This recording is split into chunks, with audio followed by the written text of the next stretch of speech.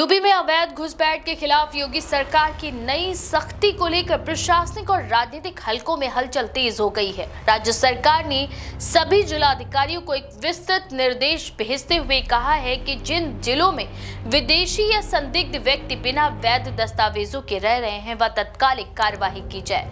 निर्देशों में सबसे महत्वपूर्ण बिंदु यह है कि हर जिले में डिटेंशन सेंटर बनाने की प्रक्रिया शुरू कर दी जाए ताकि ऐसे व्यक्तियों को हिरासत में रखकर उनकी पहचान की जा सके। सरकारी सूत्र बताते हैं कि पिछले कुछ महीनों के दौरान लखनऊ, गाजियाबाद, नोएडा, पीलीभीत और महाराजगंज जैसे जिलों में बड़ी संख्या में ऐसे लोगों का पता चला है जिन्होंने खुद को असम का निवासी बताया है।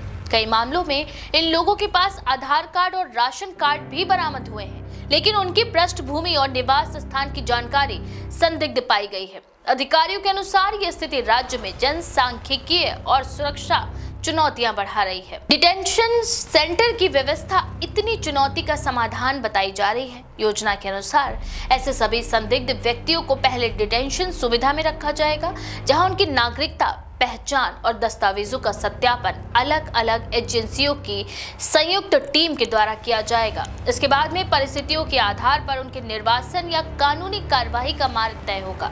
जिलों में पुलिस, खुफिया एजेंसियों और स्थानीय निकायों को मिलाकर एक संयुक्त सत्यापन प्रणाली तैयार की गई है ताकि किसी भी संदिग्ध बस्ती, किराए पर रह रहे समूह या सीमावर्ती कॉलोनियों में रहने वाले संभावित घुसपैठियों का रिकॉर्ड तैयार किया जा सके।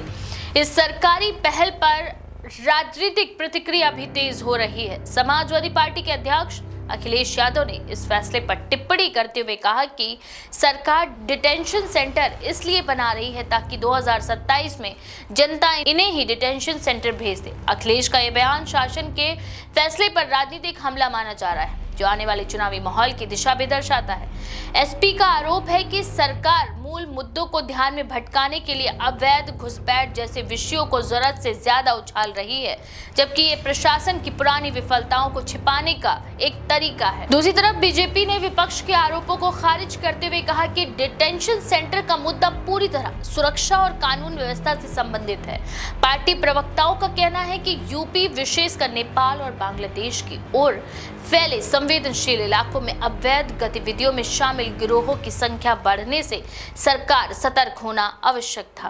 बीजेपी नेताओं ने यह भी दावा किया कि पिछले वर्षों में कई अपराधी अवैध पहचान पत्र बनवाकर स्थानीय आबादी में घुल मिल गए थे और ये स्थिति अब प्रशासन को कड़ा कदम उठाने के लिए मजबूर कर रही है। वहीं जमीनी स्तर पर प्रशासन को कई चुनौतियों का सामना भी करना पड़ रहा है।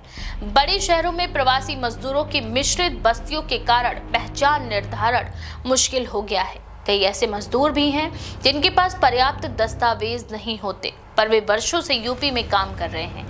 ऐसी स्थिति में सरकार की नई व्यवस्था से असली जरूरतमंदों पर भी असर पड़ने की आशंका जताई जा रही है। स्थानीय पुलिस अधिकारियों का मानना है कि सत्यापन अभियान बेहद सूक्ष्म और व्यापक होगा, इसीलिए इसे चरणबद्ध तरीके से ही पूरा किया जा सकेगा। मानवाधिकार संगठनों ने भी सरकार के इस कदम पर चिंता जताई है। उनका कहना है कि डिटेंशन सेंटर का मॉडल तभी सफल माना जाएगा जब इसमें पारदर्शिता और निष्पक्षता हो। संगठनों के प्रतिनिधियों का तर्क है कि पहचान और नागरिकता का सवाल केवल दस्तावेजों के आधार पर तय होना चाहिए, न कि संदिग्धता या अनुमान के आधार पर। उनका कहना है कि गरीब तबके के लोगों के पास अक्सर पर्याप्त दस्तावेज नहीं होते।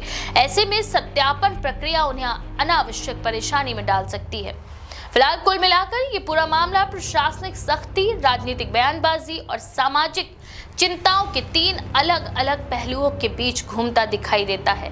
डिटेंशन सेंटर की व्यवस्था को लेकर सरकार अपनी तैयारी और मजबूरियों को सामने रख रही है, जबकि विपक्ष इसे आने वाले चुनावों से जोड़कर देख रहा है। आने वाले समय में जैसे जैसे सत्यापन अभियान तेज होगा और जिलों में उसके परिणाम आने लगेंगे कि विवाद और गहराएगा। फिलहाल राज्य में माहौल ऐसा है कि डिटेंशन सेंटर का मुद्दा केवल प्रशासनिक निर्णय नहीं रहा, बल्कि राजनीतिक बहस और सार्वजनिक चर्चा का केंद्र बन बैठा है।